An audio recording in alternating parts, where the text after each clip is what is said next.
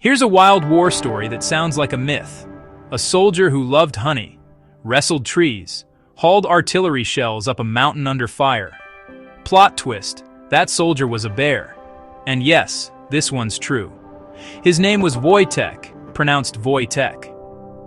In 1942, Polish troops evacuated the Soviet Union through Persia, today's Iran. On the road, they found a Syrian brown bear cub, small, hungry, and orphaned. A young refugee traded him for food. The soldiers took the cub in, fed him condensed milk from a bottle, and gave him a name that means joyful warrior. Now, I know what you're thinking. Tall tale, right? Here's the truth layer by layer. Wojtek didn't charge enemy lines or rip apart tanks. He lived with the Polish II Corps, specifically the 22nd Artillery Supply Company.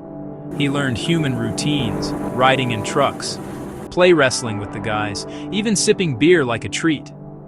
When the unit needed to ship out to Italy, the British rules were clear: no mascots on troop transports. Solution? They made him official.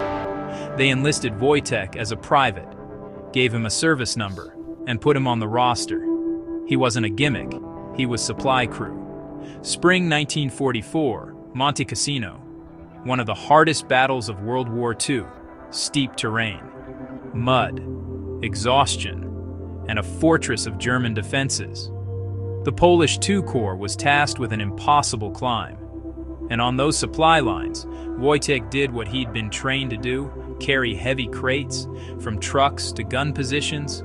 We're talking boxes of artillery shells, awkward, heavy, and constant. Under noise, chaos, and risk, he just kept going. The men noticed. They drew him doing the job, literally made him the emblem of their company, a bear carrying a shell. So the myth has a heart of truth.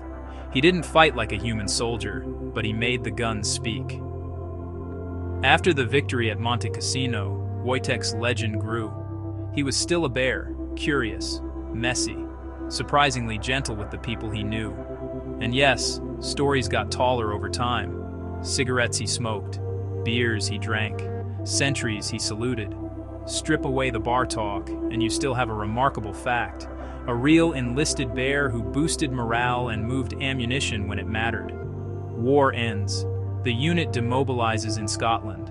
Wojtek goes to the Edinburgh Zoo. Veterans visit him for years, calling his name, tossing him treats, remembering the climb up Cassino. He lived there until 1963, an old comrade in a different kind of uniform. So what's the takeaway? History isn't just dates and maps. It's the strange, human, and sometimes furry choices people make under pressure. Wojtek wasn't a superhero. He was a bear who became a private, did a job, and kept spirits alive when the world felt impossible. And that part? That's not a myth.